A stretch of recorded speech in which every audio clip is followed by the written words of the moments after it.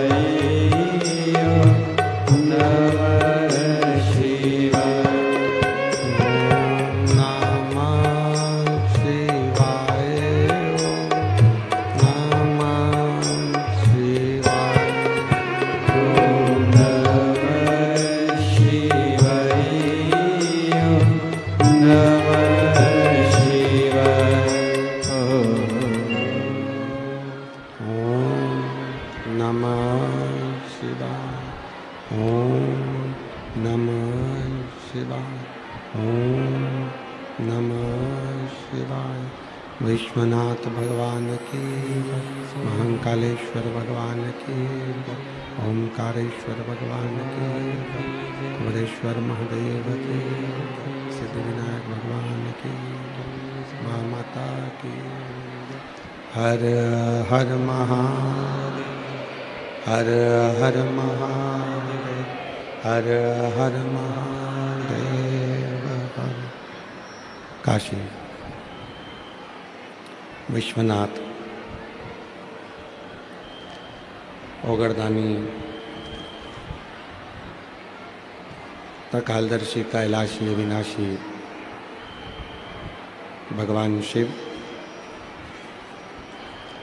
जिनकी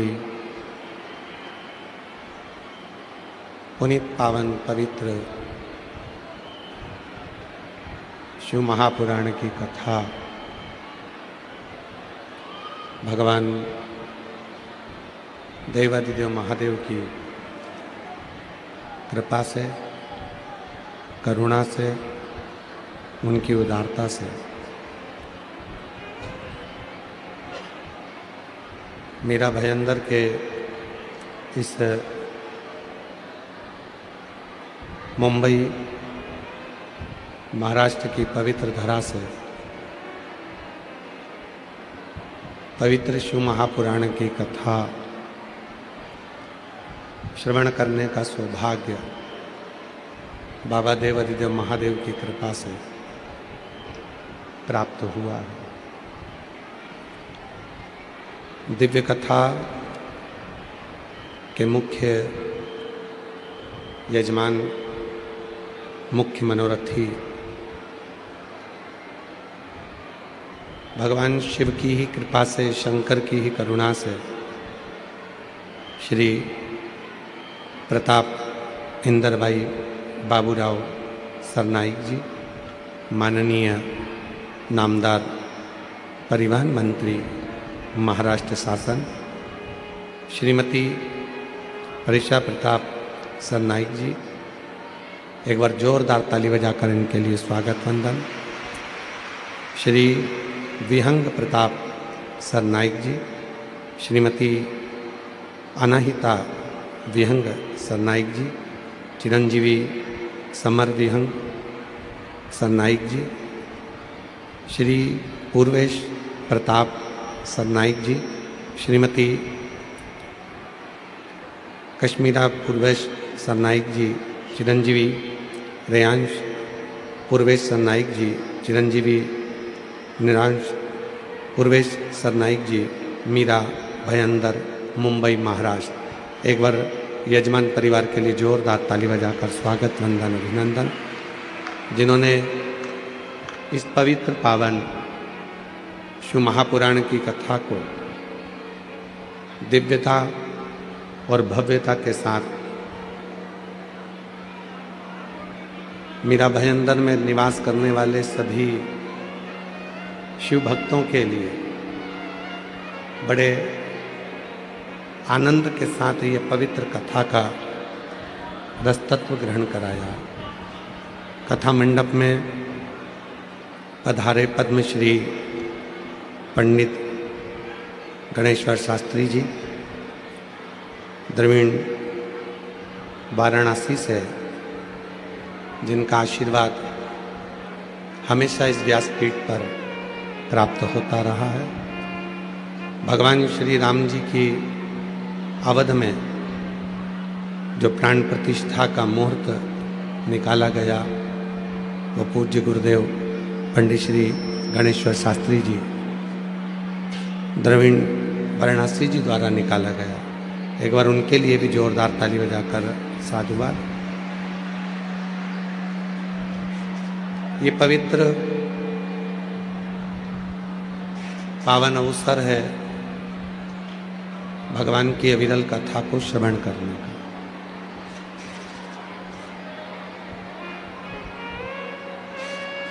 अब आप उसे 5 दिन में कितना ग्रहण करते हैं?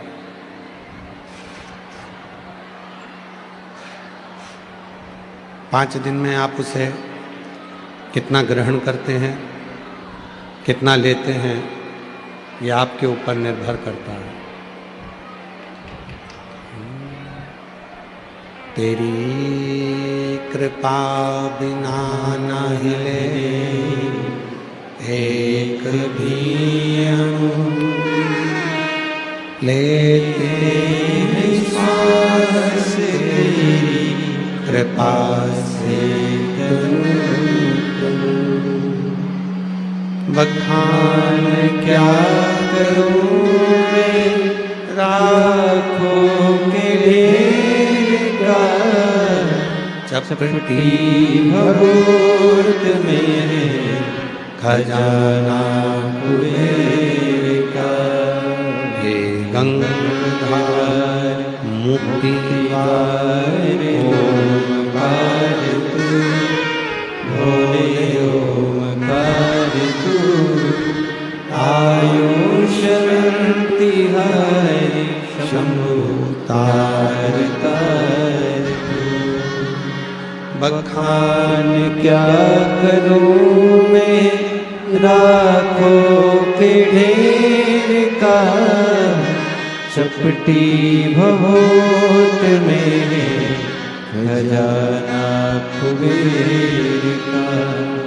हे गंगाधार मुक्ति द्वार ओमकार तू, भोले ओमकार तू, आयो शरण तिहारी शंभु तार तार। मुंबई वालों के लिए, मीरा रोड वालों के लिए ये बड़ा आनंद का विषय हो गया, जो अचानक ये शिव जी की पवित्र कथा आप लोगों के बीच में पहुंच गई। बोलबम का नारा है, सारी समस्या का हल श्री शिवाय। परंतु हमको लगता है तुम्हारे 1 लोटे जल का नहीं, तुमने 2 लोटे जल का पूरा फल पा लिया।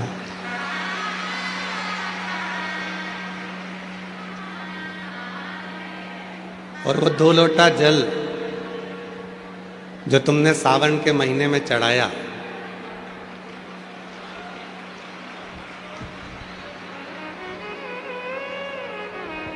माननीय मंत्री जी के हृदय में ये भाव प्रकट हो गया कि एक शिव महापुराण की दिव्य कथा अपने मीरा भयंदर महाराष्ट्र में, मुंबई में होना चाहिए।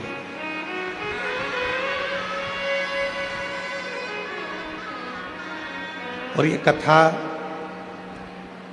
यहां पहुंची।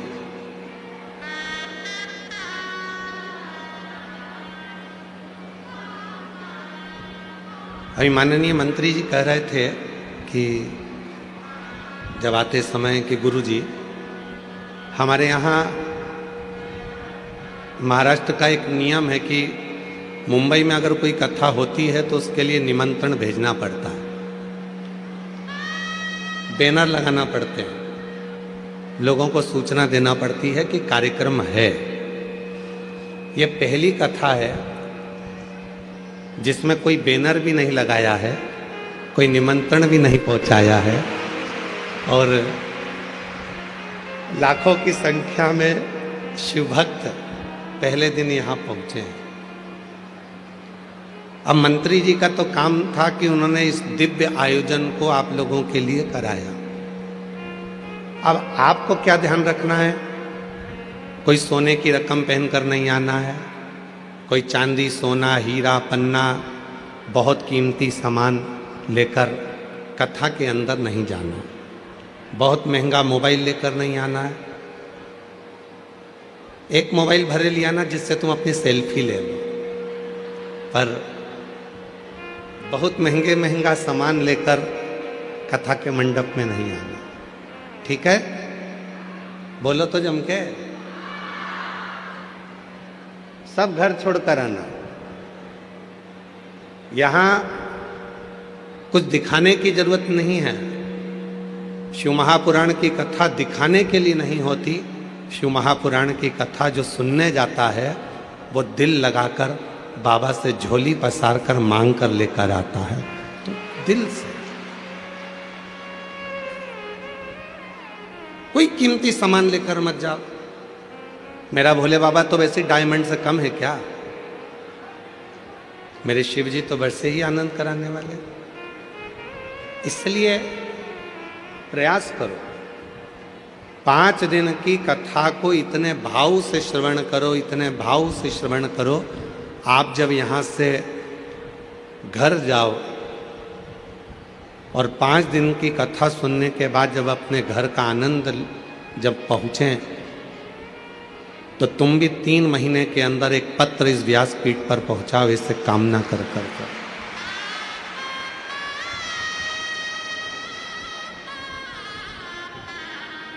जिस शिव महापुराण की कथा को श्रवण कर रहे हो, ये कथा कोई साधारण नहीं है।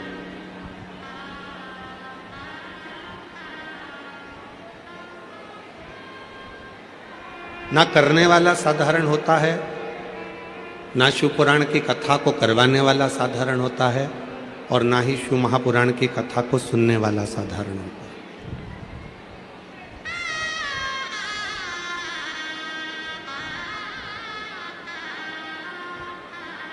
जिन्होंने इस पवित्र कथा को मीरा रोड, मीरा भयंदर में, महाराष्ट्र में, मुंबई में इस कथा को करवाया, श्री प्रताप इंद्र भाई बाबूराव सरनाइक जी, श्रीमती परीक्षा प्रताप सरनाइक जी, ये भी कोई साधारण नहीं है। शिव महापुराण की विद्येश्वर संहिता में लिखा है कि जो कथा का दिव्य भव्य आयोजन कराता है, कथा का जो यजमान पद ग्रहण करता है, वो स्वयं शंकर और पार्वती का रूप होता है। इसलिए ये भी साधारण नहीं है जो यजमान कथा करे।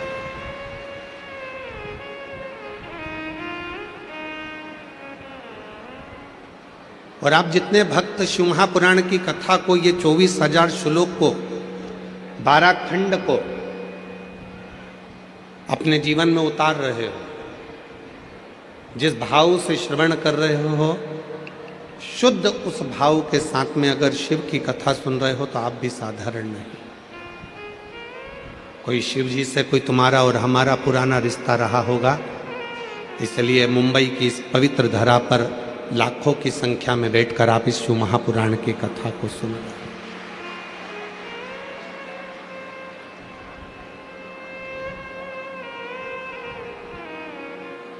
जब हम कल रात्रि को यहाँ पहुँचे तो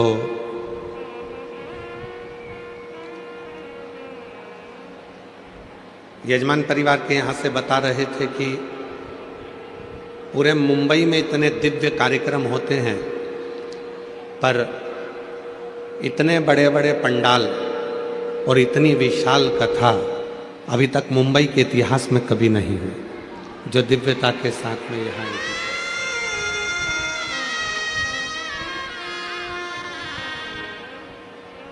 और ये केवल कथा नहीं है,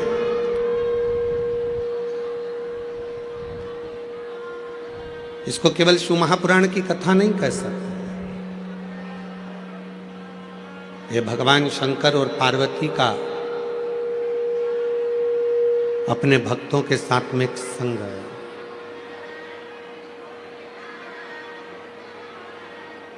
शिव भक्ति का एक संग, भगवान शंकर की अविरल भक्ति का एक संग, ये शिव महापुराण की कथा है। जो मीरा भयंदर की एक समिति बड़ी दिव्यता और भव्यता के साथ में इसको आयोजित कर रही है।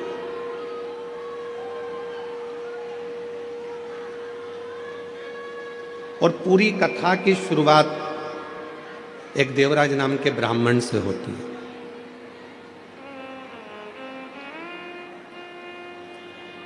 वो ब्राह्मण जो कभी ना मंदिर गया, ना कभी देवालय गया, ना कभी शिवालय गया, ना कभी उसने शंकर जी को एक लोटा जल चढ़ाया, ना कभी भक्ति करी, ना कभी स्मरण किया, वो कभी शिव के मंदिर नहीं गया था, वो कभी देवादिदेव महादेव के मंदिर में नहीं पहुंचा था, वो कभी भगवान शंकर का भजन नहीं करा था, कभी स्मरण भी नहीं किया था।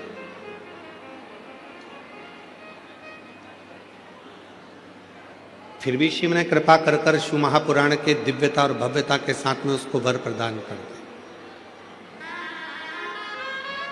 और आज इस व्यासपीठ से जरूर कहूंगा कि माननीय मंत्री महोदय श्री प्रताप इंदर भाई बाबूराव साहब सरनाइक जी, श्रीमती परिषा प्रताप सरनाइक जी, मैं आपसे निवेदन करूंगा, जरूर आपके माता पिता या आपके दादा परदादा शिव जी के भक्त रहे होंगे, इसलिए बाबा ने ये कथा आपके माध्यम से यहाँ कर। ये शिव की कृपा, ये शंकर की।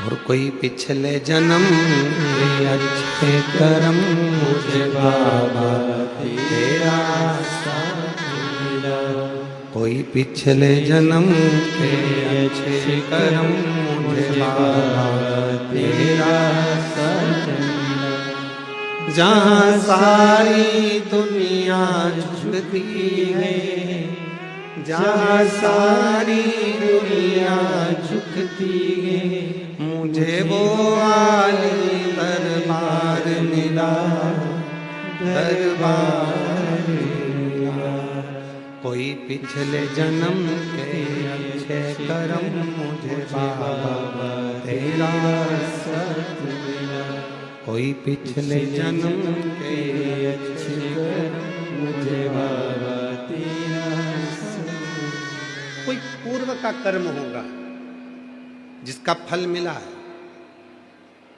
देवराज नाम का ब्राह्मण, ब्राह्मण के घर में जन्म लिया, ब्राह्मण कुल में जन्म लिया, ब्राह्मण के मकान में जन्म लिया, ब्राह्मण के घर में जन्म लिया, फिर भी ब्राह्मण कर्म नहीं कर पाया।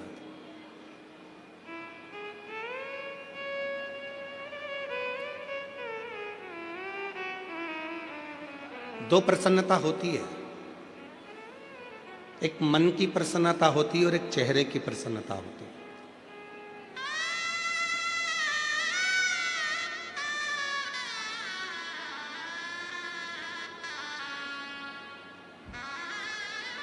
और संसार में अगर आपको सफल होना है तो ये दोनों प्रसन्नता का ध्यान रखना पड़ेगा। मन की प्रसन्नता का भी ध्यान रखना पड़ेगा और चेहरे की प्रसन्नता का भी ध्यान रखना पड़ेगा। अभी छत्तीसगढ़ के नगपुरा में कथा थी तो हमने कहा था अपनी स्माइल और अपनी स्टाइल कभी कम मत होने दो। ना अपनी स्माइल कम होने दो, ना अपनी स्टाइल कम होने दो। ये दोनों चीजें बरकरार रखिए। और आज फिर शिवपुराण की कथा इस महाराष्ट्र के मुंबई शहर से निवेदन करना चाहूंगा कि दो प्रसन्नता होती है, एक मन की प्रसन्नता और एक चेहरे की प्रसन्नता, और ये दोनों होना जरूरी है।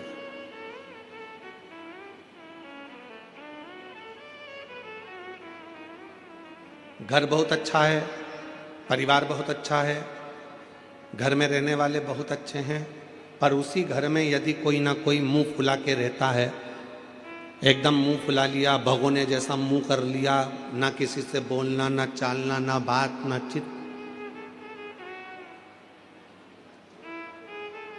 ईमानदारी से बोलो फिर वो घर में अच्छा लगेगा क्या आपको? जम के तो बोलो नहीं।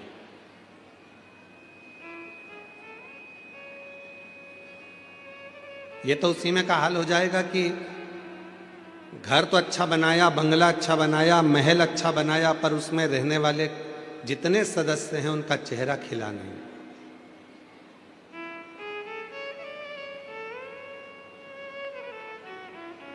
जैसे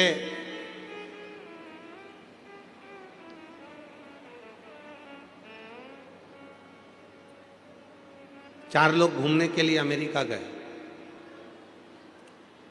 अब अमेरिका को तो छोड़ो, अपन तो महाराष्ट्र मुंबई की बात करते चलो। चार लोग घूमने के लिए कहीं क्षेत्र से, गांव से, नगर से मुंबई आ गए। आकर उन्होंने कहा भैया हमको यहाँ होटल का एक रूम दे दीजिए। ले लो।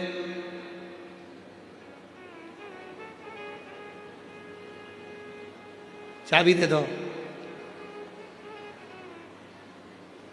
चले जाओ। 100 मंजिल ऊपर एक कमरा है, वो कमरा तुमको दिया। दूसरे दोस्त ने कहा चक्कर आ गए, 100 मंजिल ऊपर चढ़ेंगे कैसे? उसने कहा लिफ्ट लगी है, बटन दबाना, 100 मंजिल ऊपर पहुंच जाओगे, बटन दबाना, नीचे आ जाओगे, आना जाना चलता रहे। उन्होंने कहा ठीक है। चाबी ले ली, लिफ्ट चालू हो गई, आना जाना चालू कर लिया। 4 दिन मुंबई में घूमे फिरे। 5वें दिन जब घूमकर थक कर होटल में पहुंचे, बटन दबाई तो लाइट नहीं थी। आवाज नहीं है भैया राइट वाले पंडाल में।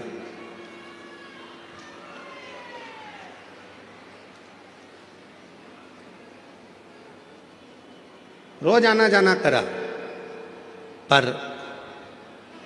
4 दिन बाद वापिस आए तो लिफ्ट चालू नहीं थी, लाइट नहीं थी। खूब बटन दबाई पर वो लिफ्ट नहीं आई। मैनेजर से पूछा क्यों भैया, हमको 100 मंजिल ऊपर जाना है, कैसे जाएं? तो कहा जनरेटर खराब हो गया है, लाइट है नहीं। या तो एक काम करो कि सीढ़ियों से चढ़ते चढ़ते 100 मंजिल ऊपर पहुंच जाओ। सीढ़ियों से चढ़ते हुए 100 मंजिल। चारों ने विचार करा हमारे बस की बात नहीं है, हम तो नीचे सो जाएंगे दरी बिछा कर। उन्होंने कहा ठीक है, 10,000 रुपये किराया लगेगा। उन्होंने कहा फिर तो हम ऊपर ही चले जाएंगे।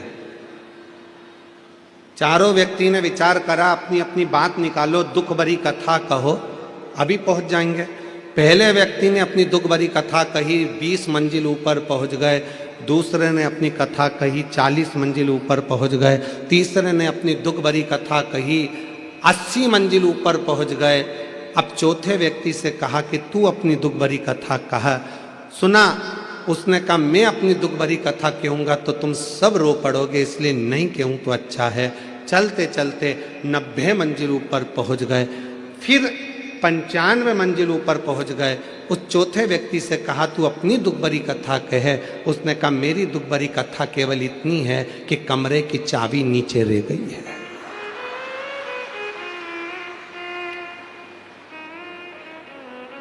वो कमरे की जो चाबी है वो नीचे रह गई। इतने में तो तीनों ने जय धनादन दे धनादन धोना, तुझे पहले बोलते नहीं बना तो कहा नंबर आएगा तभी तो ना बोलूंगा, तभी तो बोलूंगा, जब नंबर आया तब बोला। ये कमरे की चाबी की कथा नहीं, ये अपनी कथा है। बचपन, जवानी, अधेड़ी और बुढ़ापा, 4 दोस्त हैं आपके और हमारे। बचपन भी हमारा दोस्त है, जवानी भी हमारी दोस्त है, अधेड़ी भी हमारी दोस्त है और बुढ़ापा भी हमारा दोस्त है। अब इन 4 दोस्तों में तुम्हें चलना है। बचपन ने अपना फर्ज अदा कर दिया, जवानी ने अपना फर्ज अदा कर दिया, अधेड़ी ने अपना फर्ज अदा कर दिया। अब आया है बुढ़ापा, और बुढ़ापे में जो फर्ज अदा करना रहता है वो बहुत कठिन रहता है।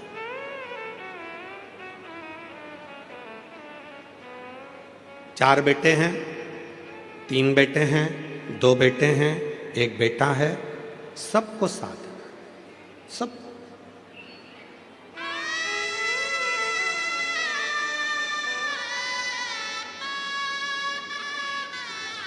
शिव महापुराण की कथा कहती है कि शंकर की कथा हमको यह सिखाती है कि दुनिया में किसी से आस मत रखो। केवल यदि आस रखना है तो मेरे देव अधिदेव महादेव की कथा कहती है कि दुनिया में अगर संसार में जन्म लिया है, मृत्यु लोक में आए हो, तो केवल 2 जनों से आस और विश्वास रखो। एक भगवान देव अधिदेव महादेव से, एक माता पार्वती जी से। अपना आस और अपना विश्वास इन दोनों पर रखिए।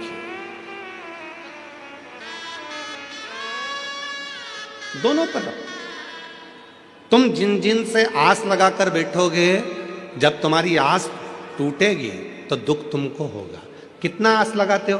पहले मन में होता है कि भगवान ऐसी कृपा कर देना, बस बेटा बड़ा हो गया है, भगवान ऐसी कृपा कर देना कि मेरे बेटे की शादी हो जाएगी, और बेटे की शादी होगी, बहू आएगी तो मेरी सेवा करेगी। कितनी आस लगाई, बहू आएगी सेवा करेगी, बहू आएगी गरम भोजन देगी, बहू आएगी गरम रोटी देगी, बहू आएगी गरम गरम टिक्कड़ बना के खिलाएगी, बहू आएगी तो बड़ा पाव खिलाएगी। अब मालूम पड़े बहू आई तो भाव नहीं दे रही तो पाव क्या खाक खिलाएगी।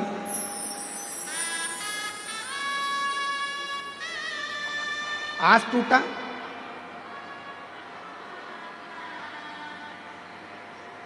चोंगे की आवाज गड़बड़ हो रही है। आस टूटी, और आस टूटी तो दुख तुमको होगा। आस टूटी, चोंगे की आवाज गड़बड़ हो रही है। बाहर जो है दूसरी जगह की आवाज है, ठीक है।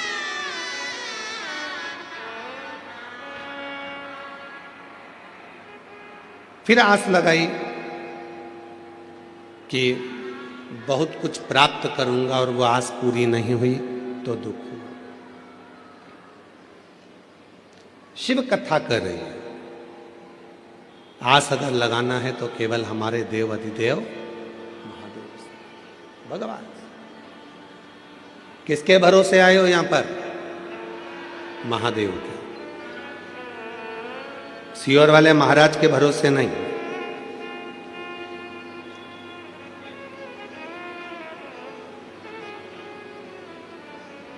किसके भरोसे? देव अधिदेव महादेव के भरोसे। और हम तो बाबा के भरोसे चलते हैं, हम तो बाबा के भरोसे चलते हैं ये दुनिया वाले, जलते हैं ये दुनिया वाले, जलते हैं डमरू वाले के भरोसे, चलते हैं काशी वाले के भरोसे, चलते हैं सीहोर वाले के भरोसे, चलते हैं सीहोर वाले के भरोसे, चलते हैं हम तो बाबा के भरोसे, चलते हैं काशी वाले के भरोसे, चलते हैं। किसी दूसरे के भरोसे नहीं, किसी दूसरे के आश्रित होकर नहीं, अपने शिव के आश्रित होकर चलो। मन की मुस्कान और चेहरे की मुस्कान दोनों बहुत जरूरी है, बहुत जरूरी। आज के समय में अगर परिवार टूट रहा है तो उसका केवल एक कारण है कि हमारे परिवार में चेहरे की मुस्कुराहट चली गई है।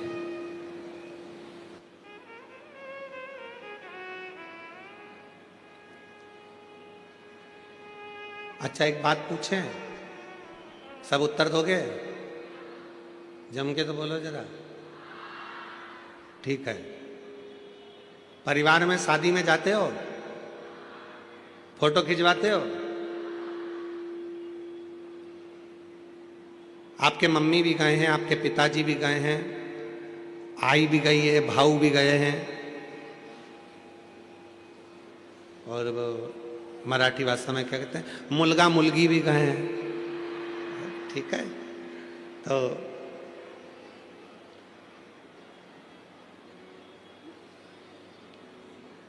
गुजराती भाषा में कहते हैं डिगरा डिकरी भी गए। ठीक है, तो सब गए, बहुएं भी गई है, बच्चे भी गए हैं, पिता माता पत्नी पति सब गए, पोता पोती सब गए। अब परिवार वालों ने कहा नहीं नहीं साहब, जीजी स्टेज पे आओ, फोटो खिंचवाओ। जीजी ने कहा ठीक है, जीजा जी को बुलाओ। जीजा जी आए तो उन्होंने कहा मेरे दोनों तीनों लड़का है उनको बुलाओ। लड़के आए तो उन्होंने कहा मेरी पत्नियों को बुलाओ। पत्नी आई तो क्या हमारे बच्चों को बुलाओ। पूरा परिवार जब एक साथ शादी के स्टेज पर फोटो खिंचवाता है, इतना सुंदर फोटो आता है, तो तुम उसको घर की दीवार पे लगाते हो कि हमारा इतना अच्छा फोटो आया था शादी में, पूरा परिवार, मेरी लड़कियां, मेरे दामाद, मेरे बेटे, मेरी बहुएं, मेरे पोते, मेरी पोती, मेरे नाती, मेरे पंती, सब उस फोटो में दिख रहे हैं। जब एक फोटो परिवार के साथ एकत्रित होकर अच्छा आ गया तो तुमने उसको घर के हॉल में लगा दिया। जरा विचार करिए कि महीने में 15 दिन में जब पूरा परिवार एक जगह बैठकर भोजन करेगा तो तुम्हारी जिंदगी कितनी सार्थक हो सकती है, कितनी सार्थक हो सकती है। हम जानते हैं कि मुंबई में ये सब चीजें संभव नहीं है। बड़े बड़े शहरों की रीति बड़ी विचित्र है। हम दो, जम के बोलो, हम दो हमारे दो, और घर में एक्स्ट्रा आ जाए तो बाहर फेंक दो। बड़े बड़े शहरों की रीति बड़ी, पर आपसे निवेदन है,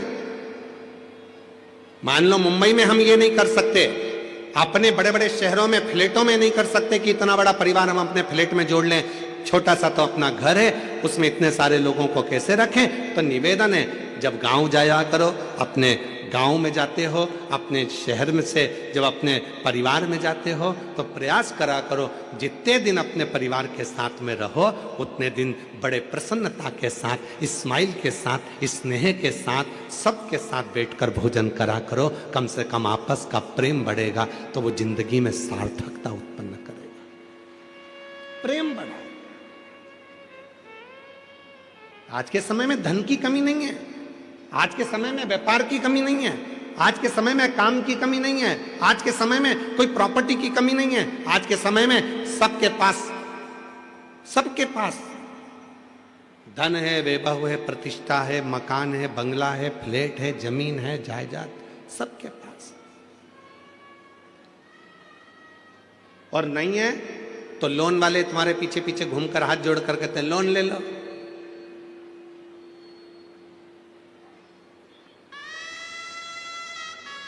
लोन ले लो, लोन से फ्लैट ले लो।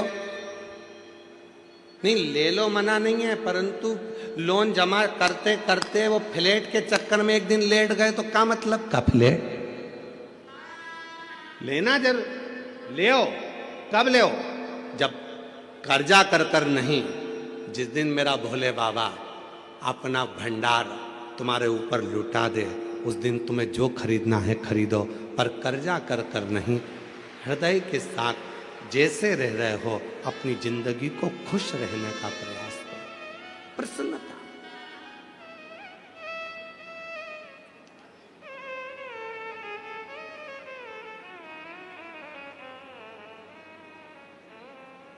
शिव कथा कर रही है। देवराज नाम का ब्राह्मण न कभी मंदिर गया है, न कभी देवालय गया है, न कभी शिवालय गया है, न कभी उसने आराधना करी है, न कभी साधना करी।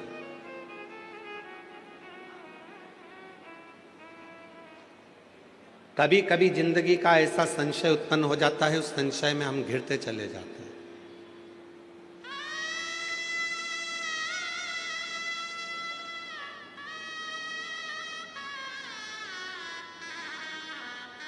तमिलनाडु का, मदुरई का मीनाक्षी मंदिर किस किसने देखा है? कौन कौन गया है दर्शन करने के लिए? हाथ उठाओ जरा। रख लो, बहुत सारे लोग गए। रखो, आप भी गए? तो जी, उस मंदिर की एक विशेषता, हमारे श्रीमती परिषा प्रताप सरनाइक जी बोल रहे हैं कि हम भी दर्शन कर कर आए हैं मदुरई के मीनाक्षी मंदिर का। वहां की एक विशेषता,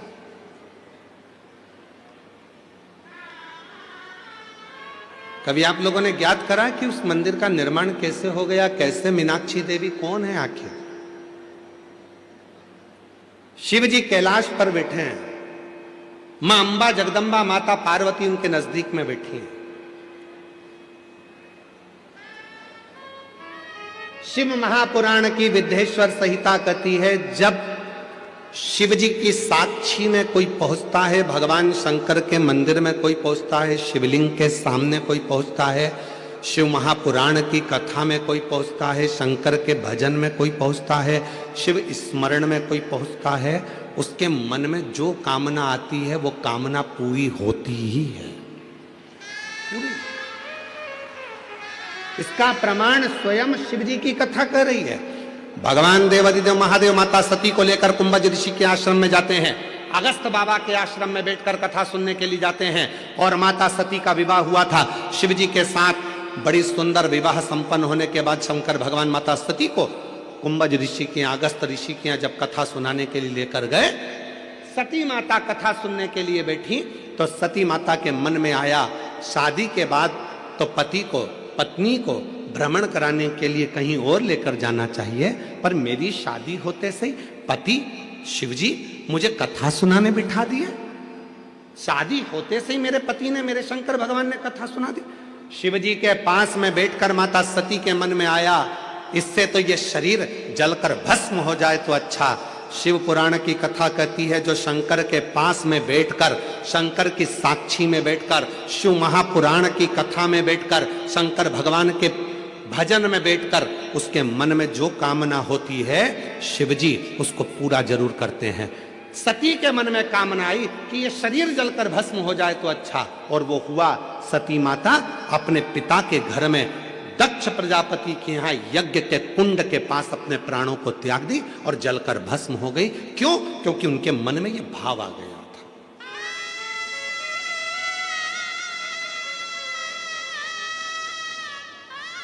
इसलिए मेरी मुंबई की जीजियों और मेरे मुंबई के जीजाओं, मेरी बेटियों बेटाओं, मेरे बुजुर्ग माँ बाप, एक बात का स्मरण अपने अंदर रखना, यदि कथा सुनने के लिए बैठे हो तो तुम जो अपने लिए अच्छा चाहते हो वो परमात्मा से मांगना, दूसरे की बुराई मत करना। भीतर से यह मत सोचना कि ये पड़ोसन ने मुझे बैठने की जगह नहीं दी, इसको तो कोनी मार के जाऊंगा। विचार नहीं करना, विचार ना करना।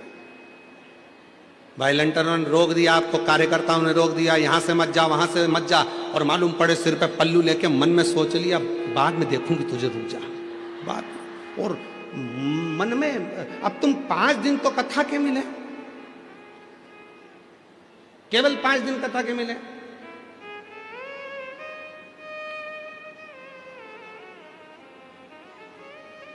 हमने मंत्री जी से पूछा, श्री प्रताप इंदर भाई बाबूराव साई सरनाइक जी से, कि मंत्री साहब ये कथा 7 दिन की जगह 5 दिन क्यों रखी? तो कहा गुरुजी पहले 6 मंथ का एग्जाम देख लूं, फिर फाइनल एग्जाम देख लेंगे। तो पहले हमारे जो श्रोता हैं मीरा रोड के, मीरा भयंदर के, ये लोग भगवान शिव की भक्ति में कैसे डूबते हैं, इनका कैसा भजन रहता है, इनका कैसा स्मरण रहता है। और तुम भी याद रखना, कथा हो जाए 5 दिन की, फिर साल 2 साल में फिर वापिस मंत्री जी 7 दिन, मंत्री जी 7 दिन, 5 दिन में पेट नहीं भराया, 7 दिन फिर चालू हो।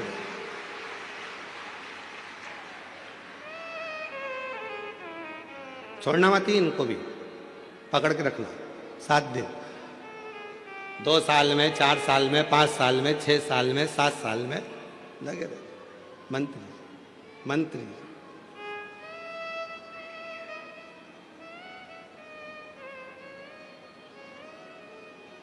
शिव कथा में बैठकर वही विचार लेकर आना जो तुमको तुम्हारे लिए चाहिए।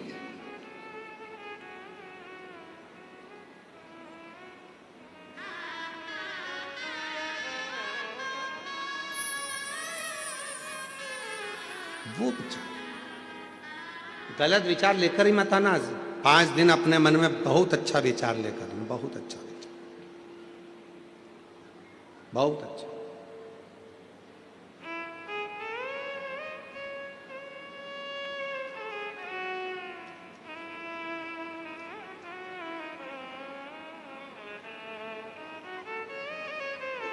पार्वती जी बैठी थी शिव जी के पास में।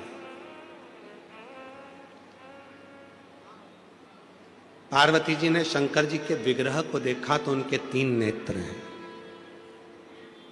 हाथ में त्रिशूल है, मस्तक पर त्रिपुंड है, त्रिलोकी का नाथ, त्रिकालदर्शी, त्रिपुंडधारी, त्रिशूलधारी, त्रिनेत्रधारी शिवजी को देखकर पार्वती जी पास में बैठकर विचार कर रही थी कि शिवजी के 3 नेत्र हैं, शिवजी के पास त्रिपुंड है, शिवजी के पास त्रिशूल है, लोग इनको त्रिकालदर्शी कहते हैं, लोग इनको त्रिलोकी का नाथ कहते हैं। 3 पत्ती की बेलपत्र शिव को प्रिय, त्रिशूल शिव को प्रिय, त्रिपुंड शिव को प्रिय। तो पार्वती जी के मन में आया कि ये सब चीजें शिवजी को त्रिगुणाकार सृष्टि में त्रिपुंडधारी त्रिलोकी के नाथ भगवान भोलेनाथ को ये सब 3 में अच्छा लगता है। पार्वती जी के मन में भाव आया कि मेरी जिंदगी में ये त्रिगुणाकार स्वरूप में 3 का कोई क्रम नहीं हुआ, मेरे जीवन में ये 3 का कोई क्रम नहीं। पार्वती मैया मौन हो गई। थोड़ी देर बाद शंकर भगवान ठहाका लगाकर हंसने लगे, खूब तेज हंसे भगवान भोलेनाथ, खूब। पार्वती जी का ध्यान गया तो पार्वती जी ने पूछा तुम मुस्कुरा क्यों रहे हो, हंस क्यों रहे हो, तुम्हारे हंसने का कारण क्या है?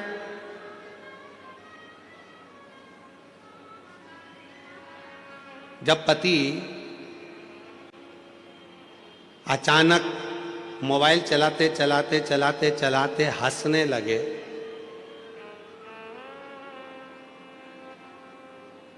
तो पत्नी को भी चिंता लगने लगती है कि आखिर हंस क्यों रहे। कई बार शादी में, पार्टी में इसी बात की लड़ाई हो जाती है पति पत्नी में। तुम घर में रहते हो तो तुम्हारा मुंह 24 घंटे ऐसा उतरा रहता, पूछो मत। और शादी में तो ऐसे मुस्कुरा रहे थे, पार्टी में तो ऐसे हंस रहे थे, मुझे देखकर कर्फ्यू लग जाता है। पति बोला ऐसी कोई बात नहीं, ऐसी कोई बात नहीं।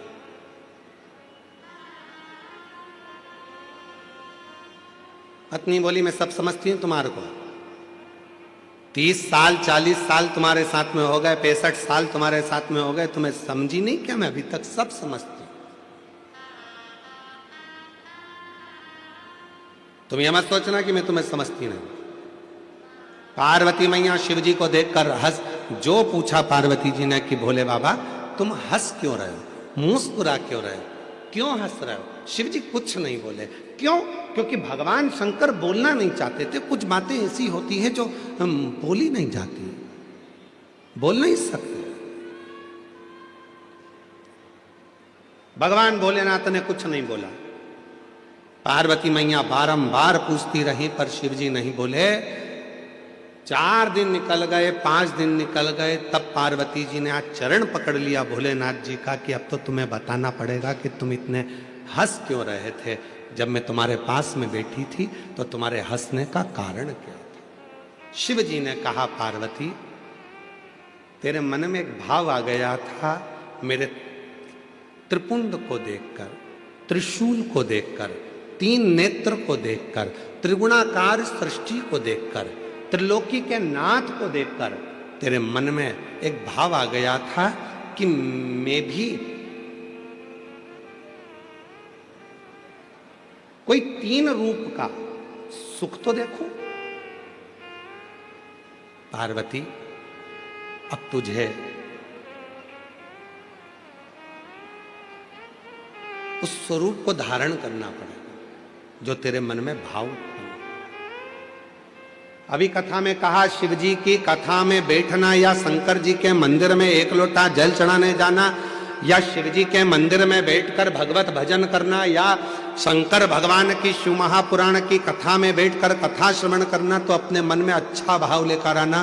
कोई ऐसा भाव लेकर मत आना कि तुम्हारे जीवन के लिए वो तकलीफदायक। अच्छा सोचिए, अच्छा विचार करिए।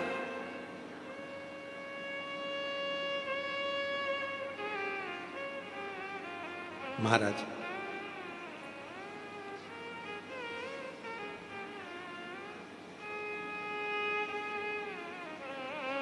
और मांगा है भोलेनाथ से वरदान एक ही,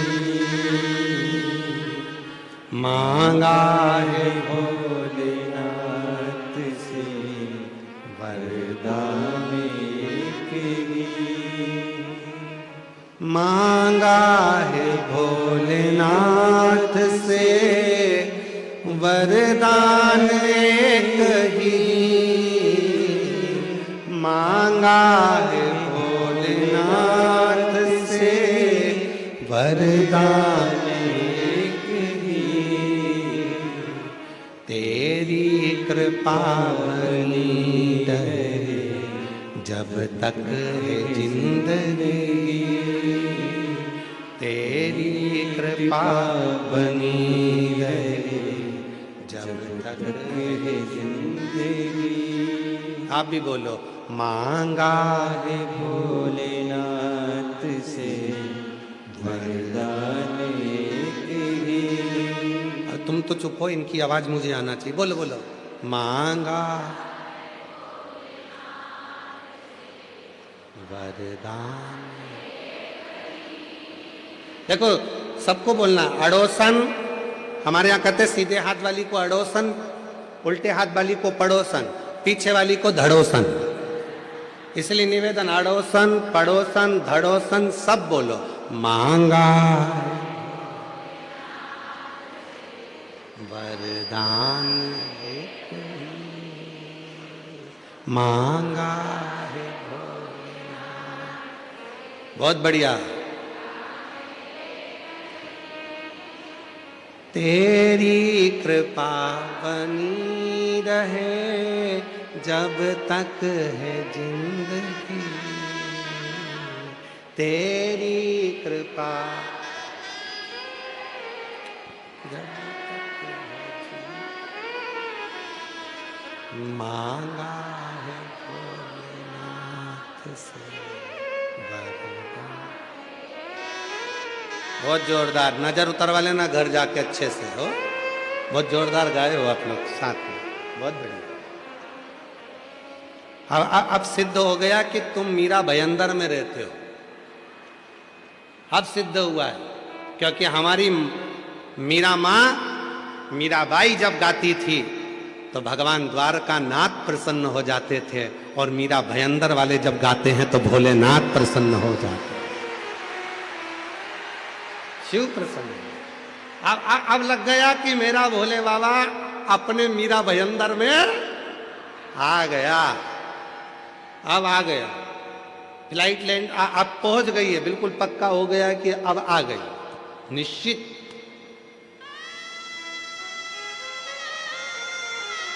हार हार महादेव।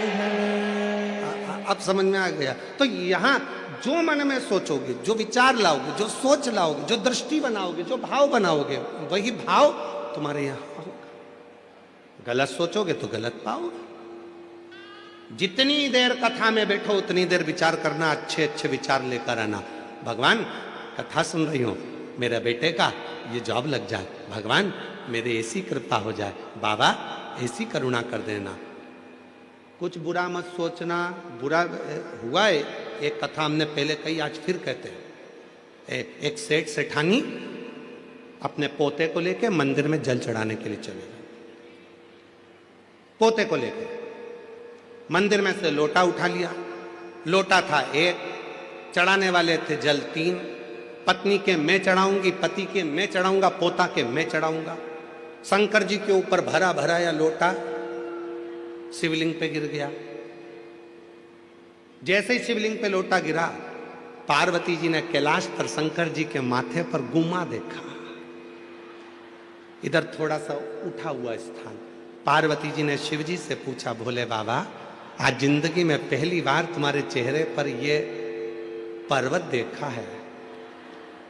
शंकर भगवान बोले, मेरे भगत ने दिया है। पार्वती जी बोली, उनको कुछ दिया नहीं तो दूसरा फिर दे देंगे, देना जरूरी है, जाओ जल्दी। शंकर भगवान बोले, पार्वती मैं जाऊं? हाँ। शिव जी ने कहा, अब भी जाता हूं।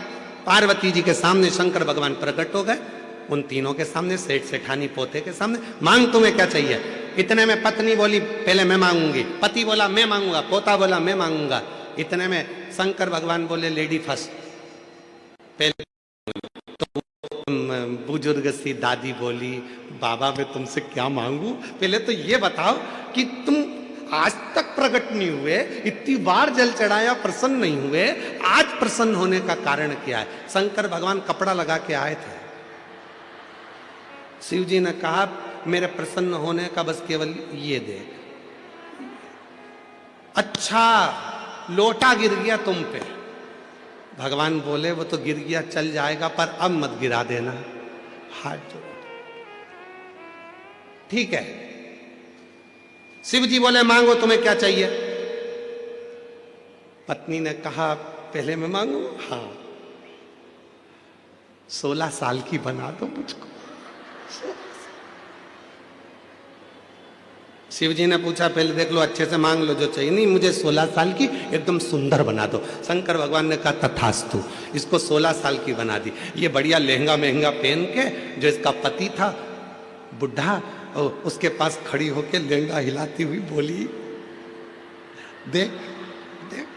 अब पति को बार बार चिढ़ा रही, बार बार चिढ़ा रही, बार बार चिढ़ा रही। पति को गुस्सा आ गया। शिव जी ने कहा, तुम्हारी बारी है, तुम मांग लो। पति ने कहा, इसको कुतिया बना दो। स्वान बना दो इसको।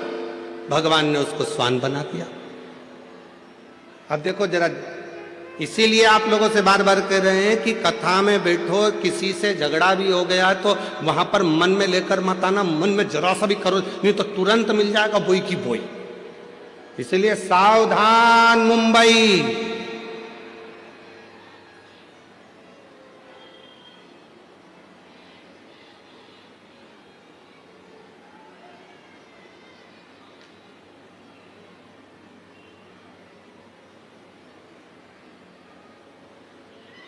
मांगना, कहा पोते की बारी है, तू मांग ले। पोते ने हाथ जोड़कर कहा, भोले बाबा, मेरे दादा मेरी दादी दोनों नादान हैं, ये समझ नहीं पाए, कृपा करो, ये जैसे थे इनको वैसा की वैसा ही बना दो, बस कृपा कर दो, कृपा कर। जैसा परिवार। अब 3 वर मिले थे मांगने के लिए, अगर चाहते तो पत्नी भी अच्छा मांग लेती, पति भी अच्छा मांग लेता, पोता भी अच्छा मांग लेता, सब कुछ मांगने के लिए मिला था, पर वो 3 वर खाली चले गए। 5 दिन की कथा मिली है बाबा भोलेनाथ से झोली पसार कर मांगने के लिए। ऐसा ना हो जाए कि एक दूसरे की बुराई में, निंदा में, बेकार भाव में उस समय टल जाए, निकल जाए। उसको निकलने मत देना। मांगो, पार्वती तुमको संसार सागर में जाना पड़ेगा। संसार सागर में? हाँ। पार्वती जी बोलती है, मैं नहीं जाऊंगी। शिवजी ने कहा, पार्वती तुमने मेरे नजदीक में बैठकर, मेरे पास में बैठकर, मेरे करीब में बैठकर जो मन में सोचा था वो पूरा होगा। पार्वती, मैंने तुमरुका जी को वर दिया है कि हे तुमरुका जी, संसार का कोई मनुष्य, गंधर्व, अप्सरा, देवता, किन्नर, नाग, पशु, पक्षी, जलचर, थलचर, कोई भी जीव यदि मेरे शिवलिंग के पास में बैठकर या शिव पुराण के पास में बैठकर जो मन में कामना करेगा, शंकर जी कहते हैं मैंने तुमरुका को वर दिया है, उसकी वो कामना मैं पूर्ण करता ही करता हूं, उसे देता ही, उसे मैं देता हूं। इसीलिए निवेदन किया, देवता देते हैं पल्ला झाड़ कर और महादेव देते हैं छप्पर फाड़ कर। इसलिए सोच समझ कर, विचार कर कर मां पार्वती जी से कहा शिव जी ने कि तुमको पृथ्वी पर जाना पड़ेगा, जाना गई।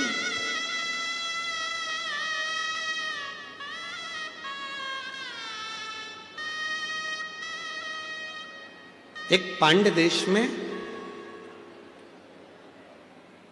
मलय ध्वज नाम के एक राजा हुआ, जिनके घर में संतान नहीं थी, औलाद नहीं थी।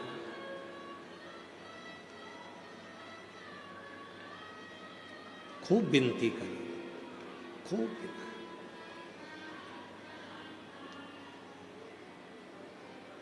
जब एक बार पांड्य देश के राजा मलय ध्वज ने शिव जी की आराधना करी तो वर मांगा कि मुझे, मेरे घर में औलाद नहीं है, औलाद हो जाए, संतान। एक बेटी ने जन्म लिया।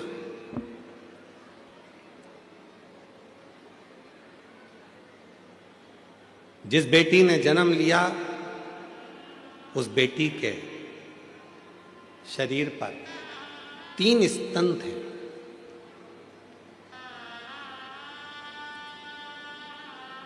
तीन स्तन। बेटी के शरीर पर जब 3 स्तन थे तो राजा मलय ध्वज को लगा कि मेरे घर में बेटी ने जन्म लिया और उस बेटी के 3 स्तन हैं। बड़ा आश्चर्य हुआ। शिव जी के पास में बैठकर मां पार्वती जी ने त्रिगुणाकार, त्रिकालदर्शी, त्रिपुंडधारी, त्रिशूलधारी, त्रिनेत्रधारी भगवान शंकर का जो स्मरण करा था, जो सोच रही थी बैठकर कि मेरे भी जीवन में त्रिगुणाकार कुछ होना